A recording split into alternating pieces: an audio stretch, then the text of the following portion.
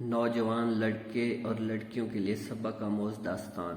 ایک نوجوان نے ایک عالم دین سے پوچھا، میں ایک جوان ہوں، نامحرم دیکھنے کے لیے مجبور ہوں اور اپنے آپ کو نہیں روک پاتا، اس صورت میں کیا کروں؟ عالم دین نے اس کی بات پہ غور کیا اور اسے ایک برتن دیا جو دودھ سے لبالب بھرا ہوا تھا، اور تاکید کی کہ کوزے کو فلاں جگہ تک لے جاؤ اور خیال رکھنا کہ دودھ نہ گرے۔ پھر کہا، میں خود بھی ساتھ چلتا ہوں، اگر تم سے دودھ گرا تو میں سب لوگوں کے سامنے وہی تمہیں اس چھڑی سے ماروں گا۔ جوان کوزے کو صحیح و سالم منزل تک لے گیا، اتنی احتیاط سے کہ ایک قطرہ بھی دودھ کا نہ گرا۔ تب عالم دین نے اس سے پوچھا، راستے میں کتنی لڑکیوں کو دیکھا؟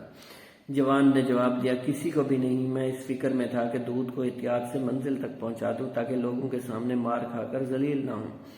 عالم دین نے کہا، یہ اس مومن کی داستان ہے جو خدا کو ہمیشہ اپنے کاموں پر حاضر و ناظر جانتا ہے، اور قیامت کے دن وہ یہ نہیں چاہتا کہ اپنے حساب و کتاب کے ذریعے لوگوں کی نظروں سے گرے۔